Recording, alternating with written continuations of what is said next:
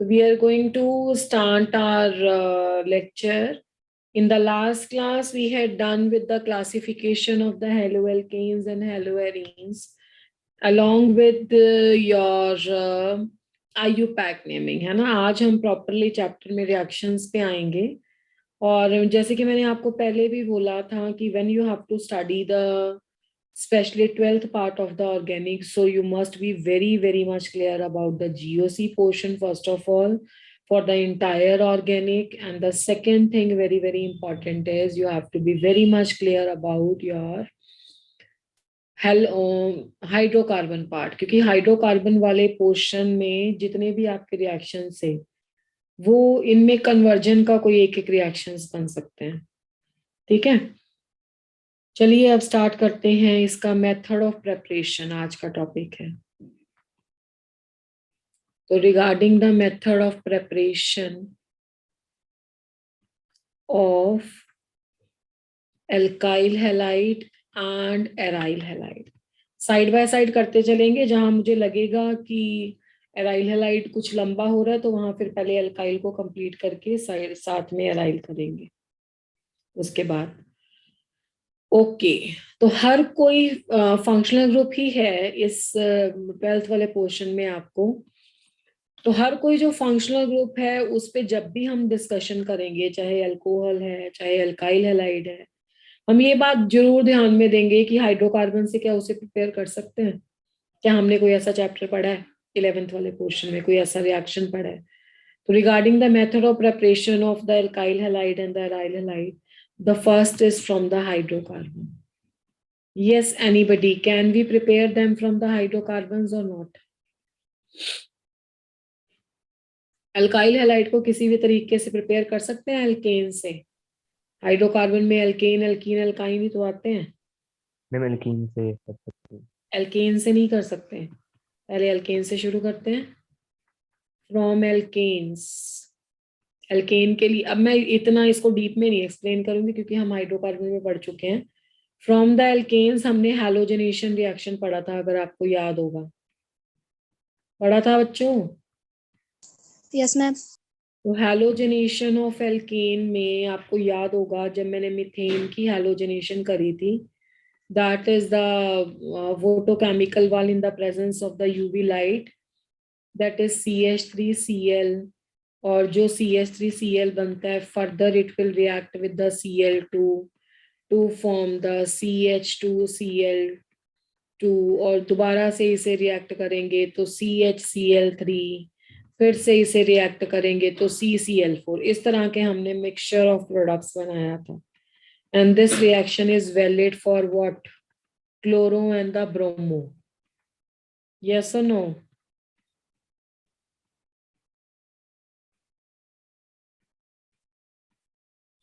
तो इस तरह से आप प्रिपेयर कर सकते हो. इसमें देखो आपके पास Cl2, mono di tri tetra, चारों तरह के प्रिपेयर हो गए हैलोजन डेरिवेटिव्स. तो ये हैलोजनेशन ऑफ एल्केन से हो सकता है. Chlorination and the bromination also. Bromination 2 takes place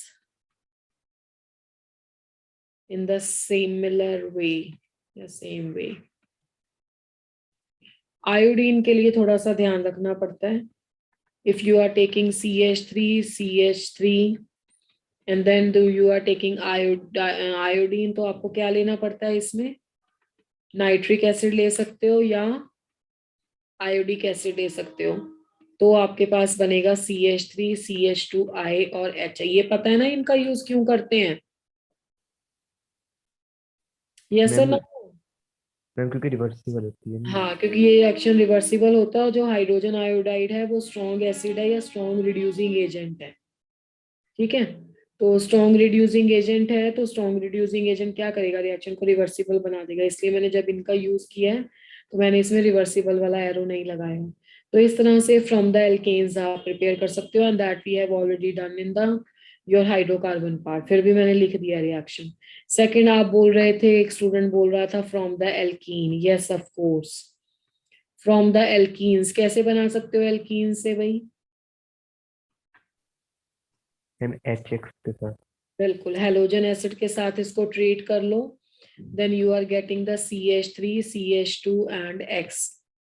ठीक है, और इस पे थोड़ा सा और इलेबोरेट कर देते हैं कि अगर आपके पास ये अनसिमेट्रिकल है then you have to go for the MR, है ना। तो मार्कोनिकॉफ रूल लगाओगे, CH3 CHX and CH3।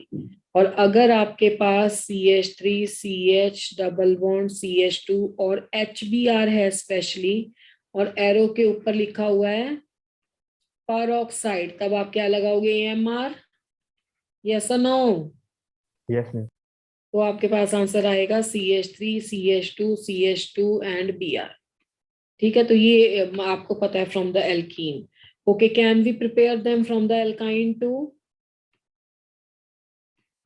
Yes ma'am. ठीक है जी, फ्रॉम द एल्काइंस कैसे बनाएंगे? अगर मेरे पास ये एल्काइन है, इसको मैंने HBr के साथ ही ट्रीट किया, तो मेरे पास क्या बन जाएगा, CH2 डबल बॉन्ड CHBr। फिर से मैंने एक मोल, इसको क्या बोलते हैं बेटा, विनाइल ब्रोमाइड। अगर मैं इसको Cl से करती तो इसका नाम विनाइल क्लोराइड होता। इसकी पॉलीमराइजेशन PVC देती है जिसके स्विचेस बनते हैं। फिर इसको HCl से किया, HBr से किया, तो this is CH3 CHBr and Br। इसको क्या बोलोगे, 1,1 डाई ब्रोमो इथेन। तो ये आपके उस टॉपिक में भी जाएगा रिएक्शन जहां पे आपको क्या करना है, जेम डाई हैलाइड बनाना है या डाई हैलो डेरिवेटिव बनाने हैं। तो इस तरह से हम हाइड्रोकार्बन से प्रिपेयर कर सकते हैं आपके एल्काइल हैलाइड। तो ये यहाँ पे पढ़ाया नहीं जाता, बस सिंपली लिख दिया जाता है कि वी हैव डन दैट। तो अभी आपको ये नोट्स में मैंने लिख भी दिया है ताकि आपको ध्यान में रहे। Second method which is a most important method is from the alcohols. From the alcohols, alcohol से इसे कैसे प्रिपेयर करेंगे? सबसे पहला मेथड तो है, अगर आपको प्रिपेयर करना है इसे, दिस इज द एल्कोहल। चलो मैं इसका जर्नल फॉर्म नहीं लेती हूँ, सिंपल रिएक्शन लिख देते हैं। CH3 CH2OH, this is the alcohol we have taken and we are treating it with the again halogen acid। HX के साथ मैंने ट्रीट किया, तो HX के साथ इसको ट्रीट करोगे, हैलोजन एसिड के साथ इसको ट्रीट करोगे, तो आपके पास आंसर क्या आ जाएगा, CH3 CH2X प्लस वाटर। इसके रिएक्शन में मुझे बताने की जरूरत है कि ये रिएक्शन क्यों हुआ है, क्या था, वगैरह वगैरह। या इतना आपको ध्यान है कि कैसे होगा रिएक्शन? देखो इस लेवल पे तो इतना याद रहना चाहिए कि एसिड बेस रिएक्शन सबसे ज्यादा फास्ट होते हैं। तो HX में आपके पास क्या क्या हो सकता है, HX में आपके पास HCl हो सकता है, HX में आपके पास HBr हो सकता है, HX में आपके पास HI हो सकता है, मोर ओवर HF भी हो सकता है। तो पहला तो क्वेश्चन वो ये भी पूछ सकता है कि order of the reactivity of the different halogen halides या हैलोजन एसिड्स, हैलोजन एसिड्स होगा या हाइड्रोजन हैलाइड होगा। Order of reactivity of different, क्या लिख दूं, हाइड्रोजन हैलाइड लिख दूं? ठीक है, दोनों सही हैं, जो मर्जी लिख लो, हाइड्रोजन हैलाइड्स। बताओ किसका ऑर्डर सबसे ज्यादा होगा रिएक्टिविटी का? HI। Correct. HI greater than HBr greater than HCl and greater than HF। What is the reason behind that? Electronegativity difference. Electronegativity difference नहीं सही आंसर। इलेक्ट्रोनेगेटिविटी डिफरेंस मैम होता तो फिर तो HF होना चाहिए। मैम सॉरी मैम, वो कि इसमें हाँ, बॉन्ड लेंथ ज्यादा होती है। देखो जब आपको इनऑर्गेनिक पढ़ाई जाती है ना, तो इनऑर्गेनिक में आपको बताया जाता है कि जब 1s और NP वाला केस हो, ये 1s है, ये 2p है, ये देखो जिसने ये पढ़ा है उसे ही ये नोट्स में समझ आएगा। ये 1s है, ये 3p है, तो ये 1s है, ये 4p है, ये बहुत ट्रिकी चीजें हैं।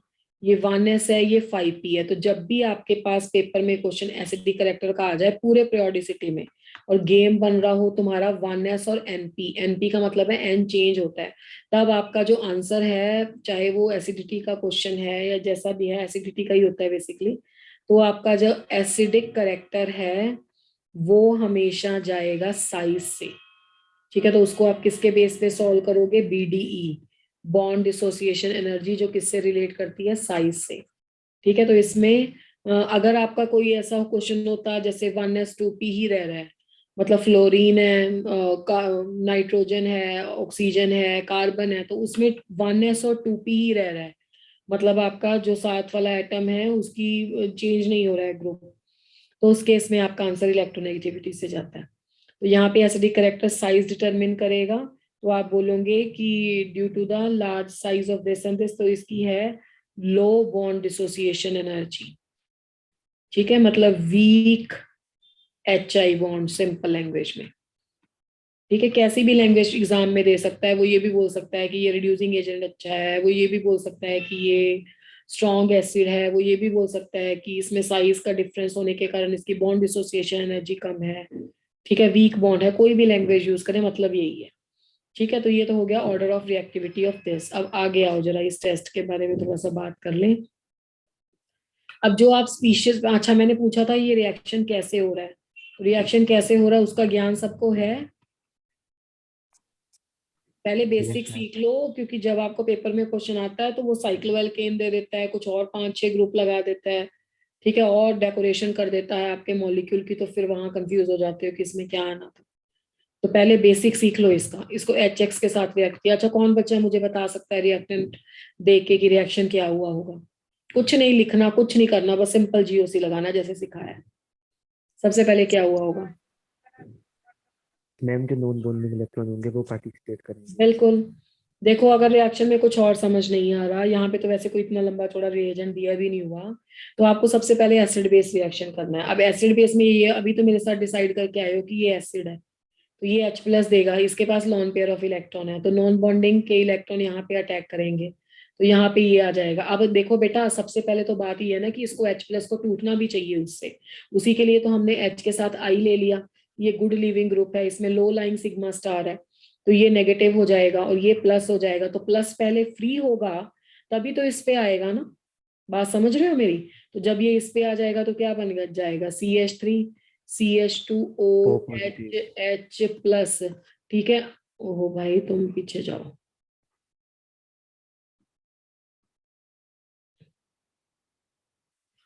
चलो अब ठीक है। अब क्या होगा इसमें, वाटर भी मैम फिर प्लस आपका हटाने गुड के लिविंग लिए। ग्रुप है, हाँ जी, वाटर गुड लिविंग ग्रुप है, तो क्या बन जाएगा, CH3 CH2+ बन जाएगा। अब CH3 CH2+ बन गया, तो अब इसमें फ्री क्या बचा था, I, तो I लग गया यहाँ पे आके, या कोई भी हैलोजन लग गया, एनी हाउ मुझे ऊपर X लगाना चाहिए, नीचे I लगाना चाहिए। ठीक है, तो यहाँ पे लग गया आपका X या I। तो इस तरह से ये रिएक्शन होता है। अब देखो इसमें क्या होता है ना कि अगर मैं अल्काइल अल्कोहल की नेचर चेंज कर दूं, व्हाइट कलर ही रखो, ये कौन सा अल्कोहल था? Primary alcohol. हाँ ये प्राइमरी अल्कोहल है। ठीक है, अगर मैंने ले लिया ऐसा अल्कोहल,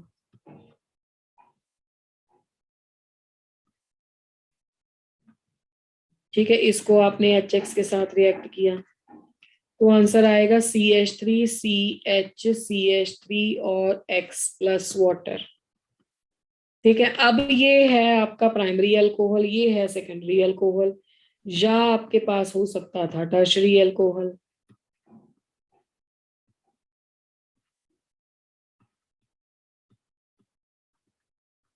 ठीक है, तो आपके पास बनना चाहिए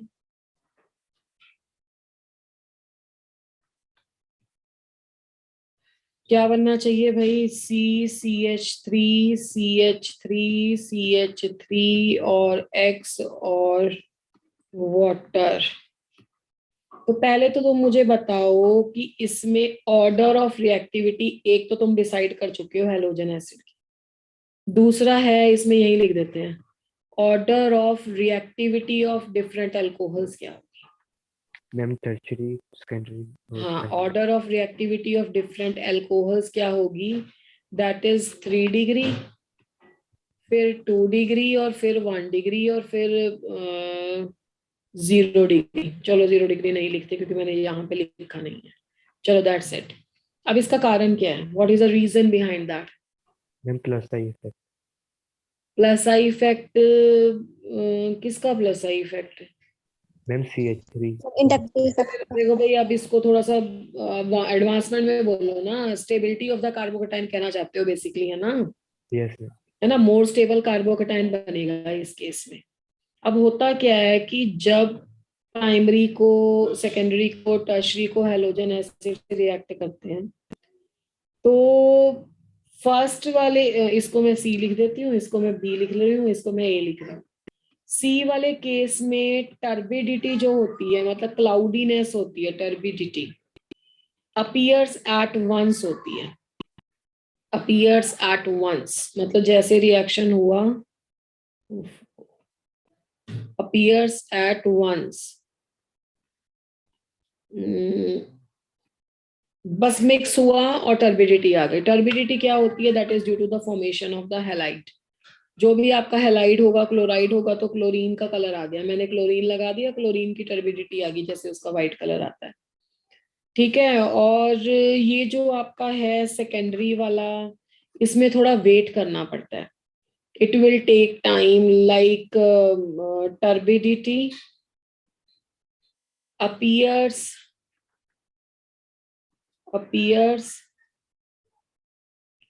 आफ्टर सम टाइम। मान लो 4-5 मिनट लग गए उसको। और प्राइमरी अल्कोहल के केस में क्या होता है कि turbidity appears only upon heating. Turbidity appears only on heating,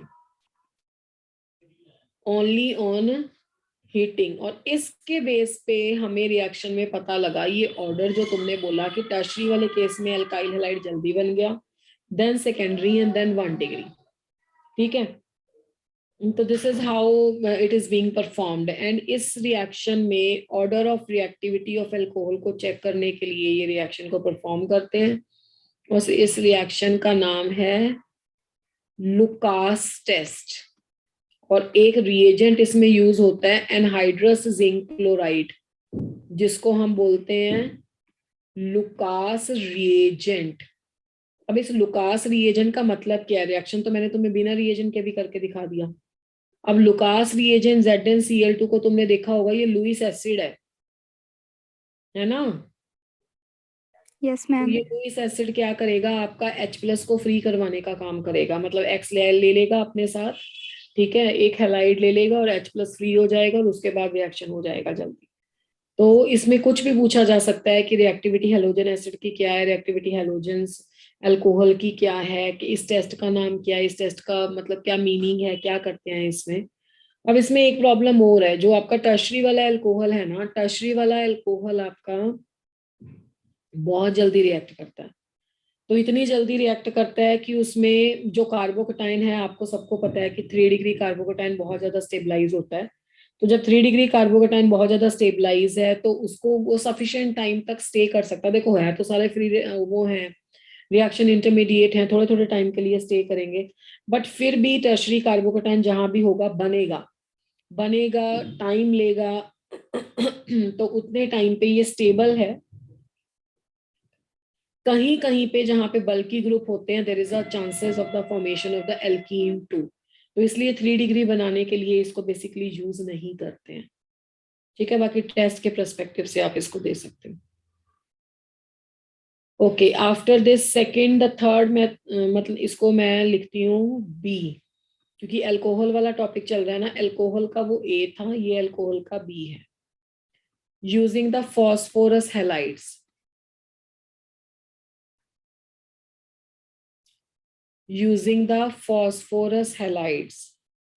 अब फॉस्फोरस हैलाइड्स क्या हैं? ROH plus PCl5। PCl5 phosphorus pentachloride है, तो ये क्या होगा? RCl plus POCl3 plus HCl।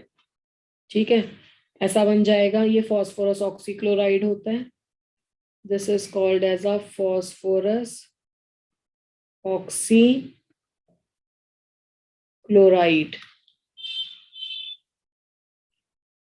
अच्छा, उसके बाद अगर आप इसको करो PCl3 के साथ यूज, तो आपको 3 मॉलिक्यूल्स इसके लेने पड़ेंगे। तो बन जाएगा 3RCl प्लस H3PO3। H3PO3 का नाम क्या होता है?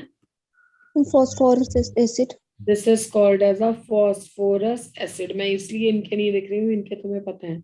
Same procedure you can adopt for the bromide and the iodide also. मैंने Cl लिखा है, चलो मैं लास्ट वाले के साथ कर देती हूँ। PBr3 के साथ भी रिएक्शन कर सकते हो और PI3 के साथ भी रिएक्शन कर सकते हो।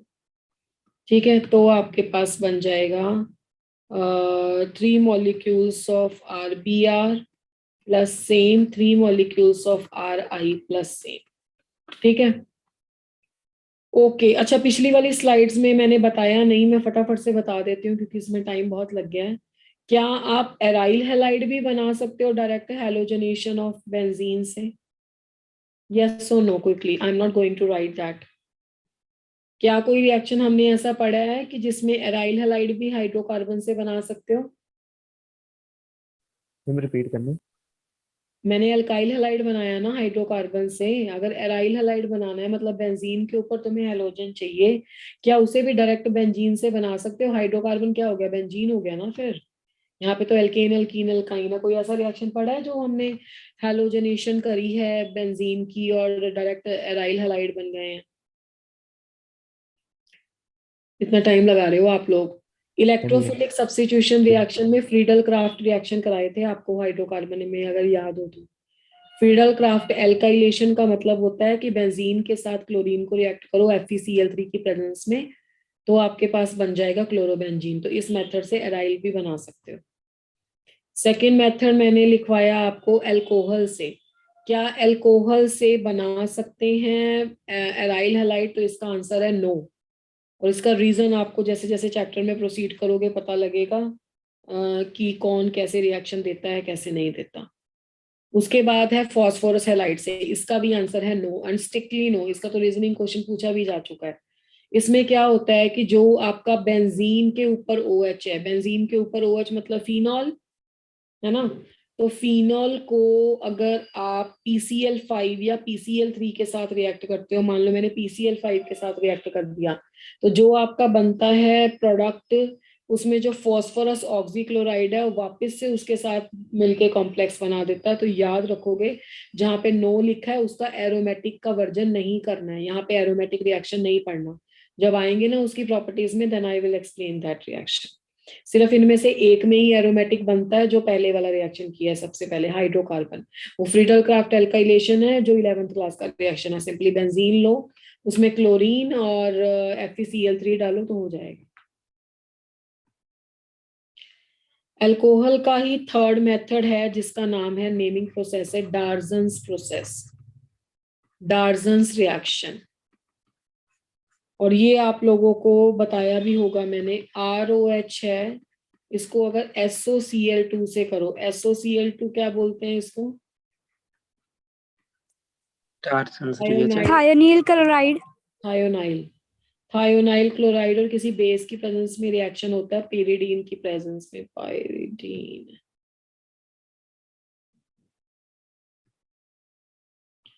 पेरिडीन की प्रेजेंस में रिएक्शन होता है, तो आपके पास प्रोडक्ट बनता है RCl plus SO2 plus HCl। ठीक है, और ये वाला जो आपका रिएक्शन है, this is called as a good method, good method for the preparation of alkyl halide. उसका रीजन क्या है? As the both byproducts are in the gaseous state, both byproducts are in the gaseous state। दोनों byproduct क्या है इसके? Gaseous state में है। तो गैसियस स्टेट में है तो उसको अलग करने के लिए खर्चा नहीं करना पड़ेगा, ठीक है। अदरवाइज बाई प्रोडक्ट को भी बाहर निकालने के लिए टाइम लगता है। अब इस रिएक्शन की ना बहुत स्पेशलिटी है, बहुत इंपॉर्टेंट है ये रिएक्शन। एक तो ये रिएक्शन इस हिसाब से इंपॉर्टेंट है क्योंकि ये अल्काइल हैलाइड को प्रिपेयर करने का बेस्ट मेथड है। दूसरा, इस रिएक्शन की इंपॉर्टेंस का रीजन है स्टीरियोकेमिस्ट्री के पॉइंट ऑफ व्यू से। जिन्होंने थोड़ा स्टडी किया या मेरे साथ स्टडी किया है तो उनको ध्यान में आ रहा होगा। SN1 SN2 रिएक्शंस जो होते हैं, SN1 रिएक्शन में रेसिमाइजेशन होता है, SN2 रिएक्शन में इन्वर्जन होता है। तो ये एक इकलौता ऐसा रिएक्शन है जिसमें रिटेंशन ऑफ द कॉन्फ़िगरेशन होता है, retention of the configuration. Retention of configuration का मतलब है कि सी के एक साइड में पीएच है, एक साइड में अगर एच है, एक साइड में अगर ओ एच है, और एक साइड में समथिंग लाइक CH3। ये मैंने कुछ ऐसे बना दिया मॉलिक्यूल। इसको तुम थायोनाइल क्लोराइड से करोगे तो आपका जो प्रोडक्ट बनेगा ना, उसमें Cl उसी साइड पे आएगा जिस साइड पे आपका लीविंग ग्रुप था। लीविंग ग्रुप आपका क्या था? OH था। ठीक है, तो इसमें होता है, इसको SNI बोलते हैं, और इसमें होता है रिटेंशन, इसमें होता है इन्वर्जन, और SN1 में होता है रेसिमाइजेशन। और रेसिमाइजेशन 100% नहीं होता है, मतलब जरूरी नहीं है कि दोनों प्रोडक्ट बराबर बनेंगे, बट होता रेसिमाइजेशन। अब इसका भी कुछ रीजन है। जब हम इसका मैकेनिज्म पढ़ते हैं तो हम देखते हैं कि कार्बोकेटाइन जब बनता है ना, तो उस टाइम पे Cl सिस्टम को लीव करते नहीं जाता, उसी टाइम उसके साथ अटैच हो जाता है, उसे कहीं बाहर से नहीं आना पड़ता है, मतलब रिएक्शन में ही प्रेजेंट होता है। वो आपको कोई पूछेगा नहीं मैकेनिज्म का, कुछ सिंपल ही है मैकेनिज्म, कुछ नहीं है उसमें। ठीक है, तो बस ये इंपॉर्टेंट है यहाँ पे पॉइंट। एक तो ये बेस्ट मेथड है, दूसरा इसमें रिटेंशन ऑफ द कॉन्फ़िगरेशन होता है, तो इसमें SNI लगता है, इसको बोलते हैं SNI type of the reaction, क्योंकि जिसमें रिटेंशन होता है। अदरवाइज दोनों टाइप के SN में हमेशा रेसिमाइजेशन या इन्वर्जन होता है। जिनको इस बातों का थोड़ा कम ज्ञान है, इस चैप्टर में आएगा SN1 SN2। हटा दूं क्या स्लाइड? किसी को यहाँ से कुछ पूछना है, और should I shift the slide? Yes, ma'am. No ma'am. मतलब तुम दोनों का यही है कि शिफ्ट कर दो?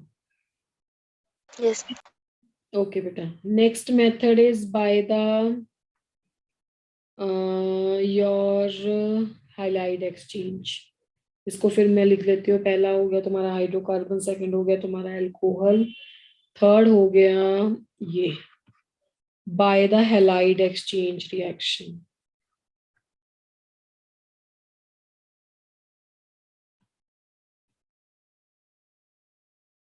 क्या नाम है इस रिएक्शन का? क्या कहते हैं इसको? Finkelstein reaction. Bash, very good. This reaction is called as a Finkelstein reaction. Finkelstein reaction की क्या स्पेशलिटी है? मोस्ट ऑफ द टाइम जब आप रिएक्शन करें है ना आपने, उन सभी में या तो क्लोरो बनता है या बनता है ब्रोमो। तो हम क्या करते हैं इसमें ना, हैलाइड एक्सचेंज कर सकते हैं। हैलाइड एक्सचेंज मतलब हमारा जो कम बनता है उसको बनाने के लिए, जैसे मैंने NaI लगा दिया इसमें सोडियम आयोडाइड, तो this is CH3CH2I plus NaCl, तो this is CH3CH2I plus NaBr। इस तरह से ये रिएक्शन होता है। अब इसमें जो यूज होता है that is the non polar solvent which is called as a acetone. तो एसीटोन को बेसिकली आप यूज करते हो जिससे ये हैलाइड एक्सचेंज हो जाता है। तो this is again one of the very important reaction. अगर पेपर में क्लोरोब्रोमो आया या एरो के ऊपर ये लिखा हुआ है, बाकी ये आयनिक मैकेनिज्म है। ठीक है, मैम स्वार्ट्स भी तो हेलोजन एक्सचेंज ही है। स्वार्ट्स भी हेलोजन एक्सचेंज ही है, बिल्कुल बिल्कुल। यस, आऊंगी मैं उस पर भी, वो भी हेलोजन एक्सचेंज है। ठीक है, तो ये फिंकलस्टेन है इसका नाम ना। फिंकलस्टेन वाले में क्या आता है ना बेटा, कि उसमें आयोडो बनते हैं, स्वार्ट्स में फ्लोरो बनता है।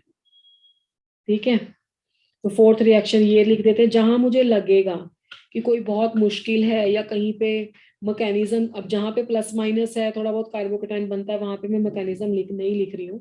जहां पे मुझे लगेगा कि इसमें कुछ थोड़ा सा नया है बताने वाला, GOC से अलग जो मैंने नहीं बताया, दैट आई विल डू। ठीक है, ये तो इतने इजी है कि पूछे भी नहीं जाते हैं। फोर्थ रिएक्शन है that is from the silver salts, from the silver salts of carboxylic acids। क्या नाम है इस मेथड का? Hans-Diker reaction. हांस डिकर रिएक्शन। तो जो आपका हांस डिकर रिएक्शन है उसमें आप लेते हो silver salt of carboxylic acid, halogen का एडिशन करवाया CCl4 की प्रेजेंस में, और इसमें आपका बनता है alkyl halide plus AgX plus CO2। अब इस रिएक्शन में एक दो बातें कर लेते हैं। इस रिएक्शन को बोलते हैं डी कार्बोक्सिलेशन रिएक्शन। क्या बोलते हैं?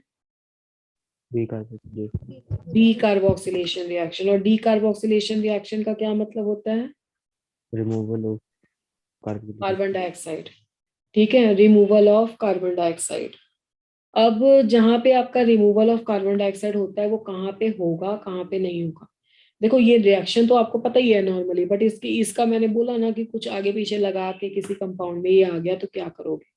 आपने एक ऐसा मिलता जुलता रिएक्शन कॉब्स इलेक्ट्रोलिसिस किया था हाइड्रोकार्बन चैप्टर में, that is called as a preparation of the methane, है ना। CH3CO Na प्लस NaOH को CaO की प्रेजेंस में Na2CO3 बाहर निकाल के RH या CH3H यानी कि CH4 बनाया था, याद है?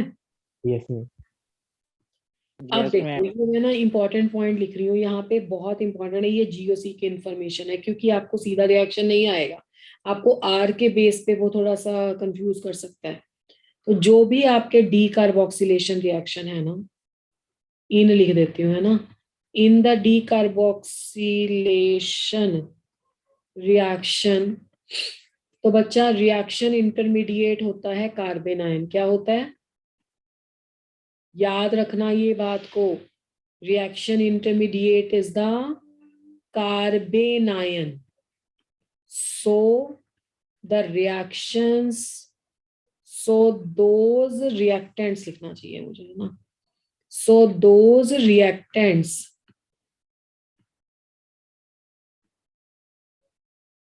will give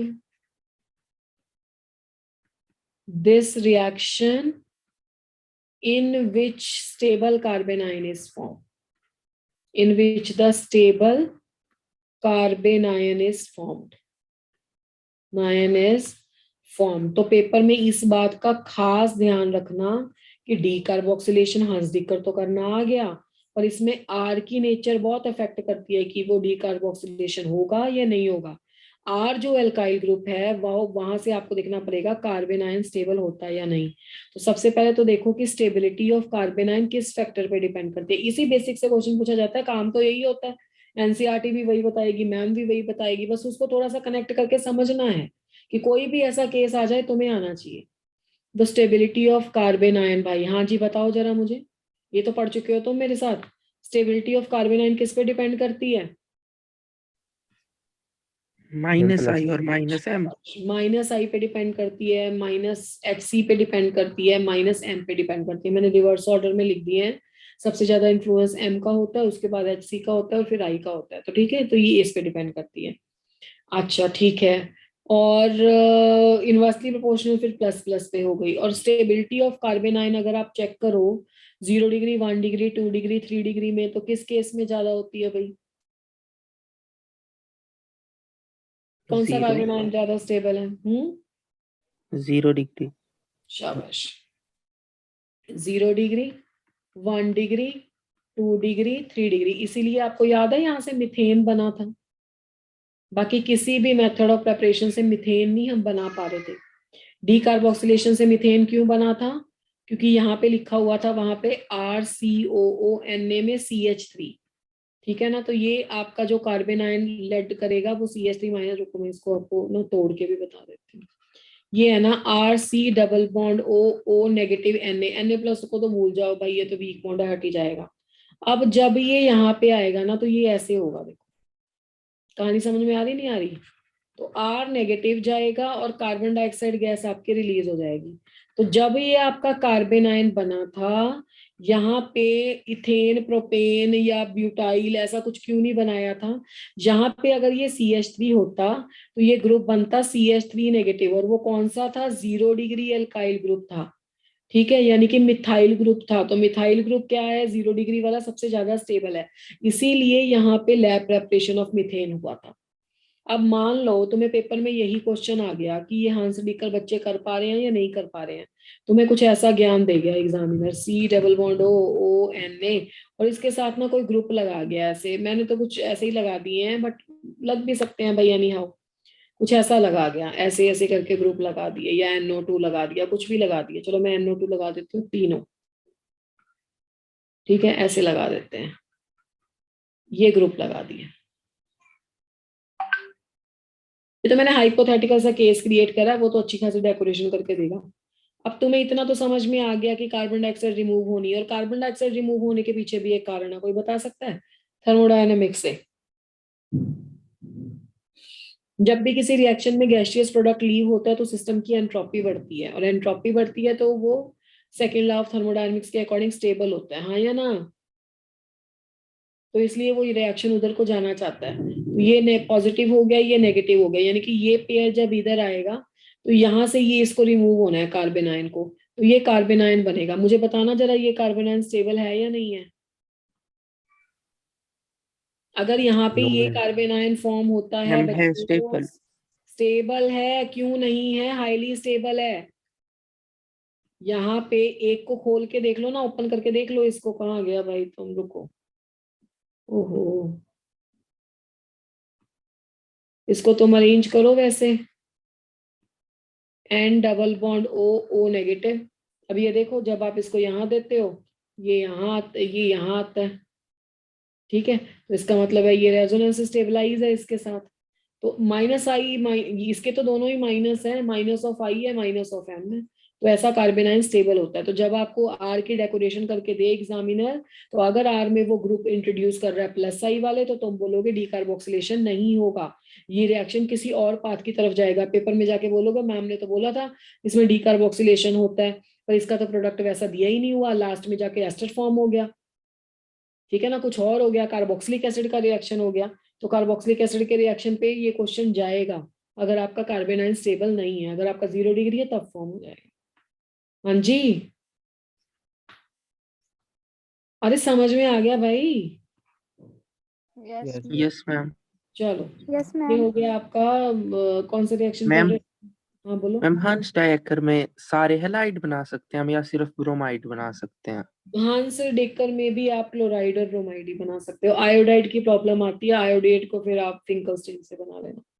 Hun's-Dieter reaction can be used to prepare the chloride and the bromide. Mostly all the methods that we have discussed in the class, they can be used for the chloride and bromides. और एक पहले वाला था hydrocarbon वाला, जिससे हम बना सकते हैं। हाइड्रोकार्बन वाले सभी जितने भी हैं उनमें से आयोडाइड भी बना सकते हैं, ठीक है? Okay ma'am. चलो आ जाओ इस पे।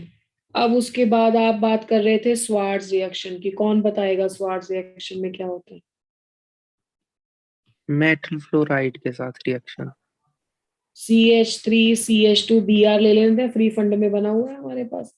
अब तुम किसके साथ करना चाहते हो? आप HgF2 के Hg2F2 के साथ कर लो, या कोबाल्ट का कोई फ्लोराइड ले लो, कुछ भी, मतलब मेटल का फ्लोराइड होना चाहिए, तो आपके पास बन जाएगा फ्लोराइड। अच्छा मुझे ये बताओ, डायरेक्ट फ्लोरिनेशन क्यों नहीं होती? क्योंकि वो मोर स्ट्रॉन्गर होती है। क्या होती है? मोस्ट स्टेबल होती है। स्टेबल होती है तो फिर तो होना देनी चाहिए। मैम F- अनस्टेबल मैम होता है। स्ट्रॉन्ग बोलो बोलो बोलो। इंटर इलेक्ट्रॉनिक रिपल्शन होती है ना ज्यादा। इंटर इलेक्ट्रॉनिक रिपल्शन लगती है, मतलब C और F में रिपल्शन हो जाएंगी? कहाँ पे रिपल्शन मैम करते हो? मैम F- अनस्टेबल होता है।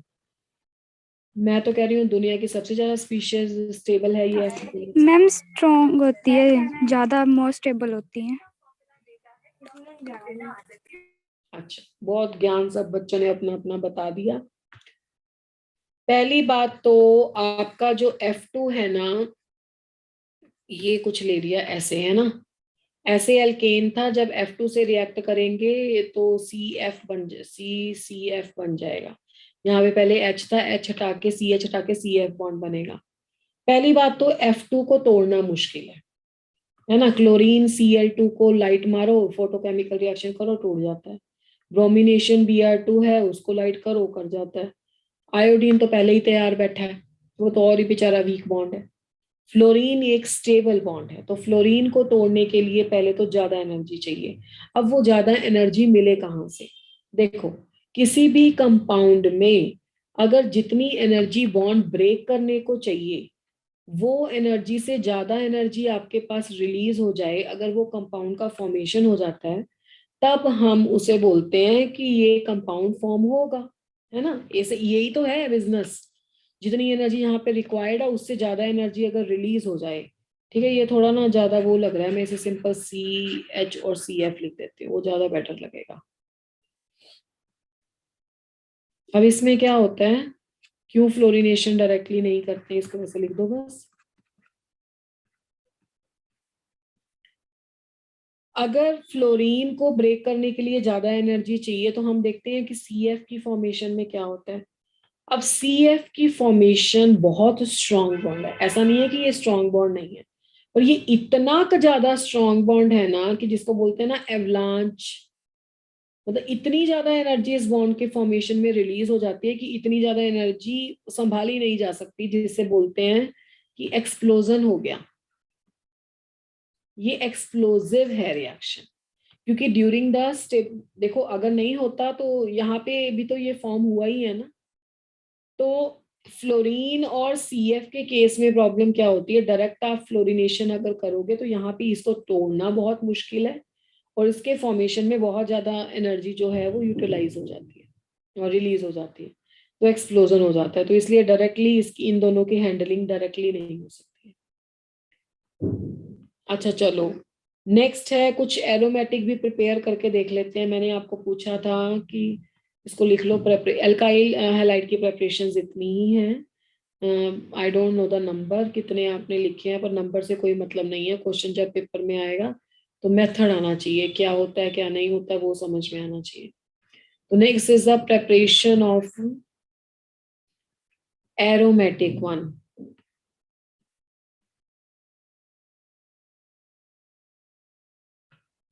हैलाइड्स, या जिसको क्या बोलते हैं, एराइल हैलाइड्स। एराइल हैलाइड की प्रेपरेशन से भी पहले वैसे मुझे बताना चाहिए इसको भी, रुको एक और रिएक्शन देखो पहले। अगर आपके पास बेंजीन है, ये आया हुआ है प्रीवियस ईयर है क्वेश्चन, CH2CH3, इसको आपने हैलोजन के साथ कर लिया और आपके पास HNu लिखा हुआ आ गया, तो देखो आप इस रिएक्शन को ना बिल्कुल वैसे ही समझो जैसा आप हाइड्रोकार्बन से फर्स्ट रिएक्शन करके आए। जब आप हाइड्रोकार्बन से हैलोजेंस को रिएक्ट करते थे तो हैलोजनेशन हो जाता था, तो यहाँ पे साइड चेन हैलोजनेशन होगा।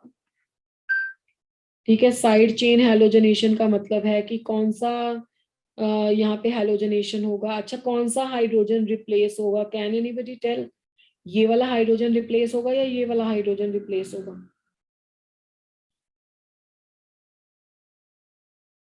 Which hydrogen will get replaced?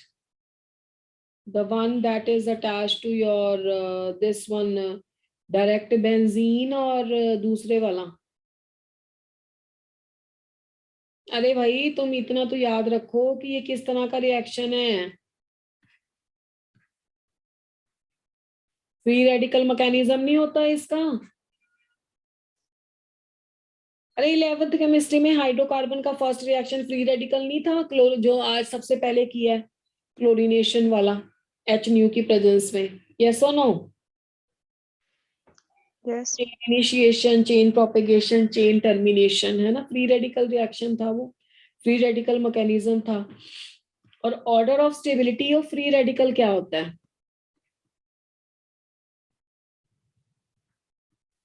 बोल ही नहीं रहे।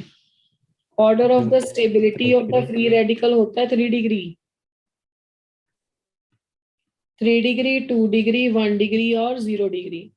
अगर मान लो एक टाइम पे यहाँ से फ्री रेडिकल बन भी गया तो एक हाइड्रोजन उधर शिफ्ट होके ज्यादा स्टेबल फ्री रेडिकल कौन सा देगा? 2 डिग्री। अब यहाँ पे देखो, अगर मैं यहाँ पे एक फ्री रेडिकल जनरेट कर दूं, ठीक है, ऐसे एनी हाउ कैसे भी जनरेट हुआ, तो ये वाला जो फ्री रेडिकल है, ये कार्बन एक इस कार्बन के साथ जुड़ा है, एक इस कार्बन से, तो ये 2 डिग्री होगा। ठीक है, उधर से हमारा x डॉट लेके आएगा। अगर मैं ये वाला फ्री रेडिकल जनरेट करूं CH2 डॉट, वो एक ही कार्बन से जुड़ा है, तो वो होगा आपका 1 डिग्री। तो on the basis of the order of the stability of the free radical, जब पेपर में तुम्हारे यहाँ पे HNu लिखा हुआ है ना, तो तुम क्वेश्चन ऐसे दोगे, CH के साथ यहाँ से लगाओगे और CH3। अब ये देखो, ये डबल बॉन्ड वाले कार्बन एटम के नेक्स्ट कार्बन पे लगा हुआ है, तो इसको क्या बोलोगे, कैसा हैलाइड है ये? Allyl. Yes, this is a allylic halide. ठीक है, तो इस तरह से एलाइलिक हैलाइड की प्रिपरेशन होती है। और पर ये रिएक्शन कब होता है? जब एच न्यू लिखा हो, फ्री रेडिकल वाला मैकेनिज्म इसमें ऑपरेट होता है। ठीक है, बाकी this is all about the method of the preparation of your alkyl halide. Aryl halide को प्रिपेयर करने के लिए डायरेक्ट मेथड आप यूज कर सकते हो regarding the preparation of the aryl halide.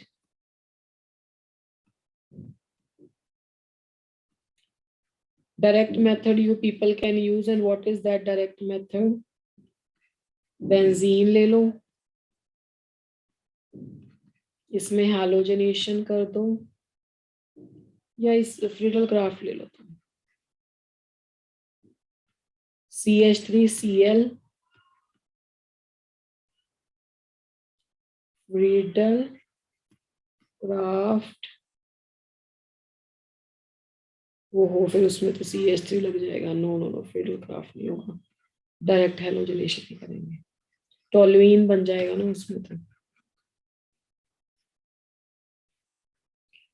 ये होगा क्लोरीनेशन, FeCl3 एनहाइड्रस, तो आपका प्रोडक्ट बन जाएगा Cl और HCl, तो डायरेक्ट हैलोजनेशन दे देगा। So this is how you people can prepare the alkyl halides. Okay, तो next we'll study about the physical properties भी देख लेते हैं इसकी, regarding the physical properties of the alkyl halide. हाँ जी,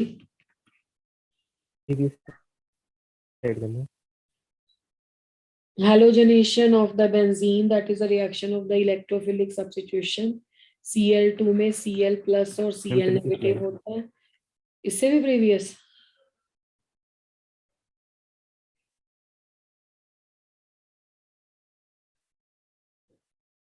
नो और previous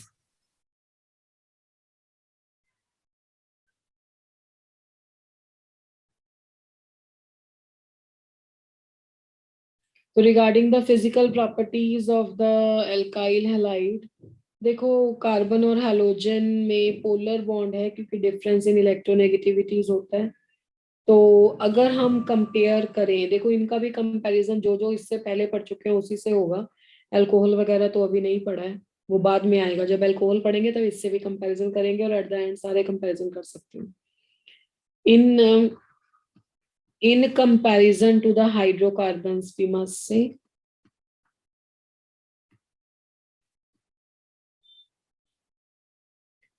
in comparison to the hydrocarbons, boiling point of the alkyl halide, हाँ जी क्या होंगे? ज्यादा होंगे एल्केन से, है ना? तो यस मैम। है ना, इसके बॉइलिंग पॉइंट ज्यादा होंगे in comparison to the alkenes। and what is the reason behind that? Hydrogen bonding. कहाँ पे हाइड्रोजन बॉन्डिंग कर रहे हो आप? Electronegativity. Difference in the electronegativity.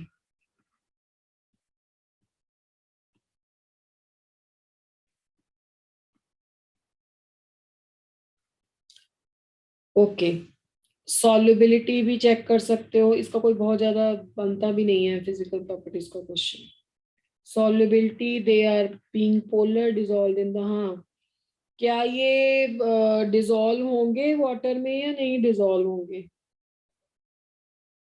Important point, whether they would be able to dissolve in the water or not।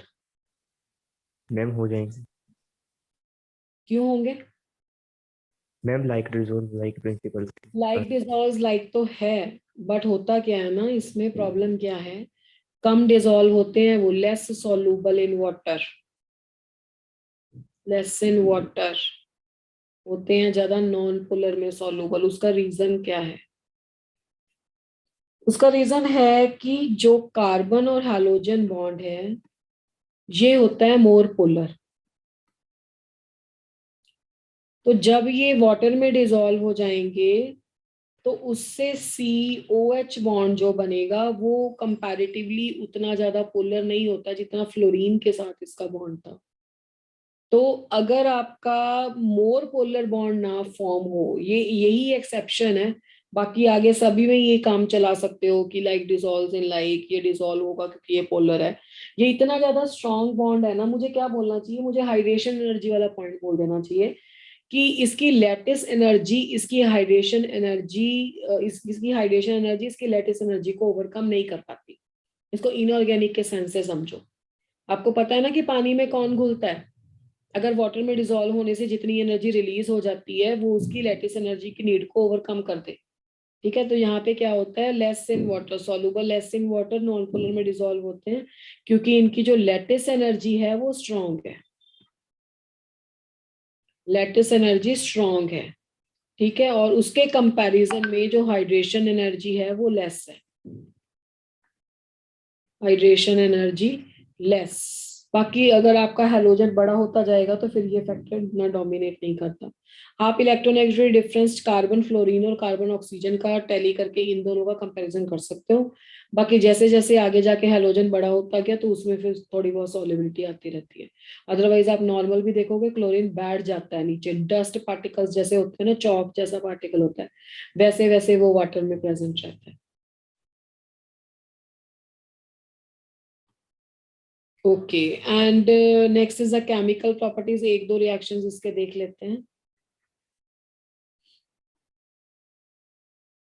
Chemical properties of the alkyl halide.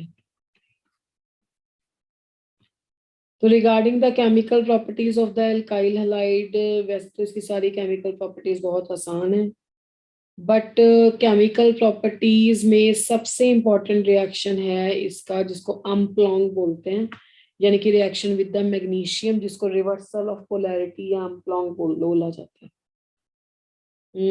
तो इसको मैं लिख देती हूँ, reaction with the magnesium oblique preparation of OMC। OMC का मतलब oregano metallic compound. अरे भाई प्लीज बी ऑन म्यूट, ऐसे तो फिर बाकी भी डिस्टर्ब हो जाएंगे।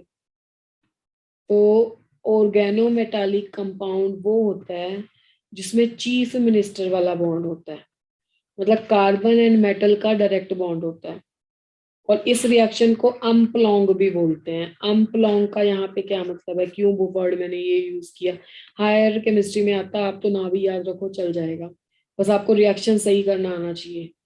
अगर तुमने अल्काइल हैलाइड लिया ना, पहले ऐसे लिया CH3CH2Br, आपने इसको मैग्नीशियम के साथ ईथर की प्रेजेंस में रिएक्ट कर दिया, ड्राई ईथर की प्रेजेंस में, तो सब बच्चों को पता है ग्रिग्नार्ड रिएजेंट बनता है CH3CH2MgBr। पता है कि नहीं पता है, बताओ।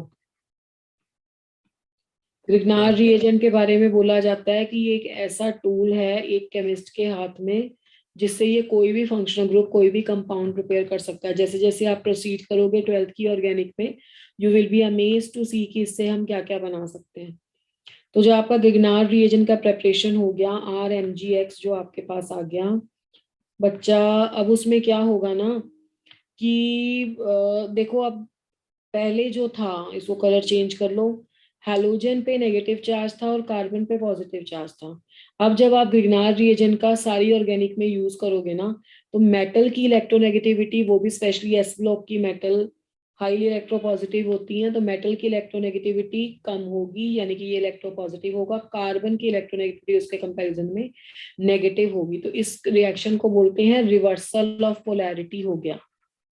रिवर्सल ऑफ पोलैरिटी मैं ना भी बोलूं तो तुम हमेशा ये रिएक्शन में RMgX को तोड़ते टाइम इस बात का ध्यान रखना कि मैग्नीशियम और Br ये वाला पोर्शन पॉजिटिव होगा। अब आप बोलोगे कि मैम Br तो नेगेटिव होना चाहिए, आप देखो ना मैग्नीशियम 2+ होता है, Br -1 होता है, तो ये +1 टोटल आ गया और ये -1 टोटल आ गया, न्यूट्रलिटी तो मेंटेन रहेगी। तो ये आपका बन गया क्या, ग्रिग्नार्ड रिएजेंट, जिसमें रिवर्सल ऑफ पोलैरिटी हो गया, इसलिए इस रिएक्शन का नाम है अम्प्लॉन्ग, इसको अम्प्लॉन्ग बोलते हैं। ठीक है, इसका आगे यूज करेंगे हम। नेक्स्ट रिएक्शन है इसी में, जैसे CH3 CH2 Br था, इसी रिएक्शन में हमने लिथियम को ऐड कर दिया, वो भी ईथर की प्रेजेंस में। लिथियम मोनोवैलेंट है तो CH3 CH2 Li आएगा, बाकी रिवर्सल ऑफ पोलैरिटी इसमें भी होता है। इसको बोलते हैं ऑर्गेनोलिथियम, ऑर्गेनोलिथियम कंपाउंड। उसको क्या बोलते थे? Organo magnesium compound, that is a Grignard reagent. तो पहला तो ये रिएक्शन है। सेकेंड रिएक्शन है reduction of the alkyl halide. देखो, reduction of the alkyl halide आपका वापस ले जाएगा जिससे हम इसको बना के आए हैं। At the start of today's class, we have used the reaction of alkanes to prepare the alkyl halide.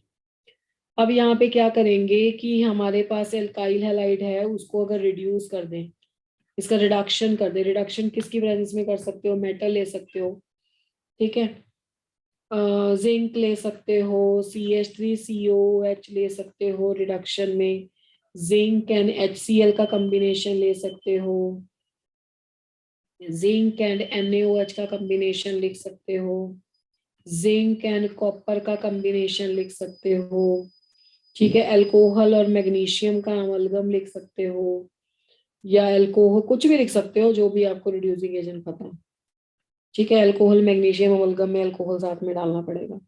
तो ये सारा कुछ भी एरो पे लिखा हो, ये सारे रिएजेंट, तो ये रिडक्शन करेंगे। तो रिडक्शन करेंगे तो बाकी तो आपको पता ही है, R के साथ H लग जाएगा और HOX बाहर निकल जाएगा। मतलब हम बैक जनरेट करा सकते हैं एल्केन्स अगर हमारे पास कोई रिड्यूसिंग एजेंट होगा तो, ठीक है। बाकी इन सारे रिएजेंट्स को ध्यान में रख लो, कोई भी इनमें से रिएजेंट दिखे तो आप इसकी रिडक्शन कर सकते हो। थर्ड रिएक्शन मैंने बहुत सारी कन्वर्जेंस में देखा है, इन बिटवीन का स्टेप होता है, that is called as a Wurtz reaction. Wurtz reaction क्या है ये आप कर चुके हो जब आपने एल्केन को प्रिपेयर किया था मेरे साथ एल्काइल हैलाइड में। तो 2 मॉलिक्यूल्स ऑफ एल्काइल हैलाइड को जब आप सोडियम के साथ ट्रीट करते हो, 2 मॉलिक्यूल को मैं तोड़ के लिख लेती हूँ।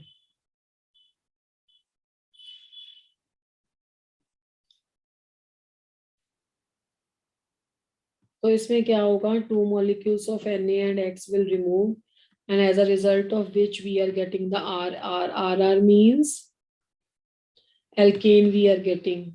बट इस रिएक्शन की प्रॉब्लम क्या है कि इसमें हम सिमेट्रिकल एल्केन प्रिपेयर कर सकते हैं with the even number of carbon atoms.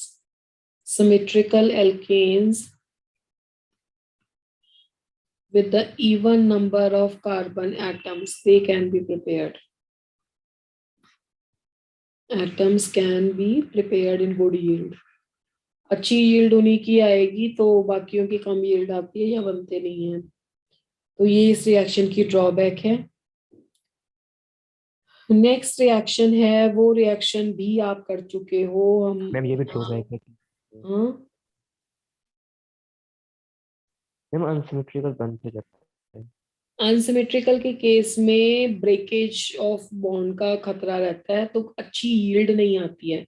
जिसमें even number of carbon atom रहते हैं वही इसमें बनता है ज्यादा अच्छी यील्ड में। तो इसको यूज भी हम वहीं पे करते हैं जहाँ पे 2 4 6 ऐसे बनाने हैं। यही पूछा आपने? Yes ma'am. अच्छा, बस एक रिएक्शन लास्ट और कर लो। फोर्थ रिएक्शन आप कर चुके हो, जैसे CH3 CH2 Cl है, इसको आपने अगर अल्कोहलिक KOH के साथ कर लिया तो क्या होगा, इसके बारे में तो भाई बड़ा गुणगान किया है। भूल गए या याद है सेट्जेफ रूल सभी बच्चों को? अरे dehydrohalogenation of alkene alkyl halide. Alcoholic KOH क्या होता है? बेस होता है। आपको पढ़ाया तो है उसमें एल्कीन की प्रेपरेशन में। तो याद है कि नहीं है, पहले ये बताओ। सो गए हो क्या बेटा? ये अल्फा है, ये बीटा है, यहाँ से एक हाइड्रोजन प्लस जाएगा, Cl माइनस जाएगा, उसके इलेक्ट्रॉन यहाँ पे आ जाएंगे। तो जब अल्कोहलिक KOH होगा तो एलिमिनेशन होता है, एल्कीन बनता है। तो यहाँ पे सेट्जेफ रूल फॉलो होता है, और सेट्जेफ रूल से मैक्सिमम सब्स्टिट्यूटेड यानी कि मोर सब्स्टिट्यूटेड एल्कीन्स आती है, ठीक है। बाकी अगर तुम्हें नहीं याद है तो नेक्स्ट क्लास में मुझे रिमाइंड करा देना, सेट्जेफ रूल से ही स्टार्ट करेंगे। ओके, अभी Yes, कुछ ma'am. इसके पोल क्वेश्चन ले लेते हैं। बहुत डीपली चैप्टर करना पड़ता है, तब आपको पिछले चैप्टर से कनेक्ट करके तब आप सॉल्व कर पाओगे इससे रिलेटेड सब क्वेश्चन। अगर ऊपर ऊपर से 4-5 रिएक्शन पढ़ दोगे तो that would be of no use, उसका कोई फायदा नहीं है।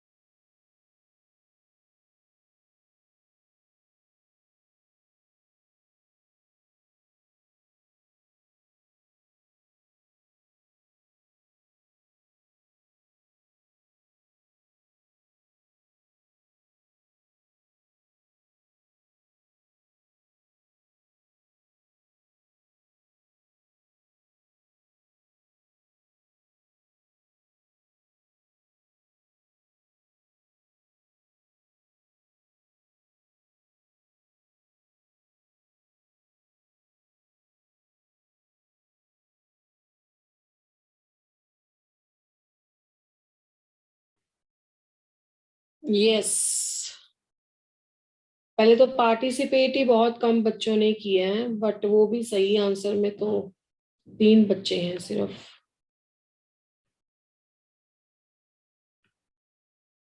देखो मैंने आपको बोला है ना कि इस चैप्टर में अगर आप जीओसी को साथ में लेके चलोगे ना तो क्वेश्चन नहीं होगा।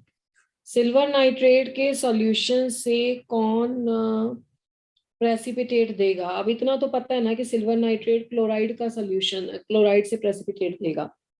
अब ये देखो, जो था CCH3 थ्राइस और Cl, तो ये टर्शरी एल्काइल हैलाइड है। तो मैंने आपको सबसे पहले जो लुकास टेस्ट करवाया था उस में बताया था कि ये सबसे जल्दी रिएक्ट करता है। तो सबसे जल्दी रिएक्ट करता है तो इसके पास होगा सफिशिएंट टाइम।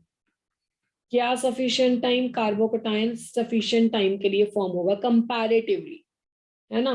3 डिग्री थोड़ा सा स्टेबल होता है बाकियों से, इसलिए कंपैरेटिवली ज्यादा टाइम के लिए स्टेबल होगा, तो उतने टाइम के लिए जो आपका Cl है वो ये कैप्चर कर लेगा। तो due to the more stability of the 3 degree carbocation that Cl negative is released. बाकियों में कहाँ आपको दिखाई देता? विनाइल है, ये तो कभी भी नहीं देगा, और ये तो कुछ भी नहीं है। इसमें भी क्या है? तो इसका मतलब यही है, इसमें तो मतलब ऑप्शन बाकी तो कंपटीशन में ही नहीं थी, पता नहीं कैसे दे दिया तुमने आंसर। आपको रिएक्शन नहीं पूछेगा कि सारे मेथड ऑफ प्रिपरेशन लिख दो वहां पे, थोड़ा सोच के आंसर देना पड़ेगा।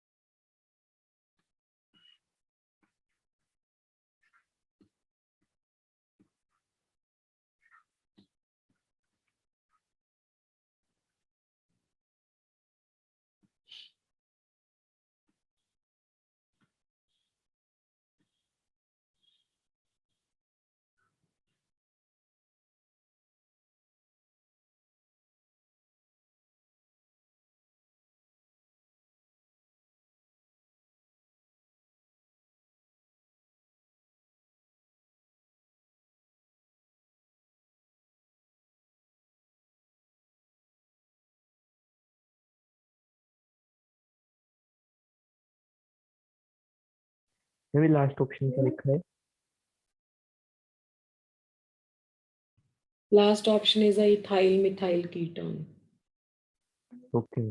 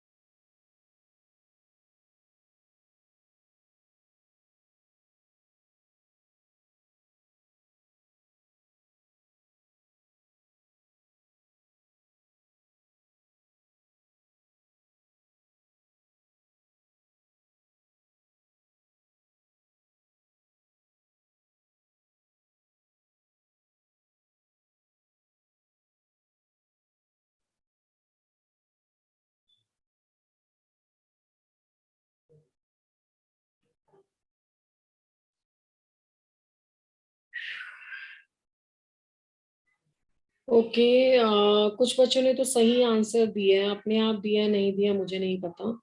आइसोब्यूटाइल अल्कोहल से आप आइडोफॉर्म कभी नहीं बना सकते हो। आइडोफॉर्म CH3 होता है, और आइसो कैसे सिखाया था आपको? अच्छा बताओ कैसे होता है iso. This is the isobutyl alcohol, ठीक है, और इससे कभी भी आपका आइडोफॉर्म नहीं बनेगा। बाकी के जो आपके पास मेथड हैं जैसे isopropyl alcohol this and that, ये तो आपके कमिंग चैप्टर्स में आ जाएंगे।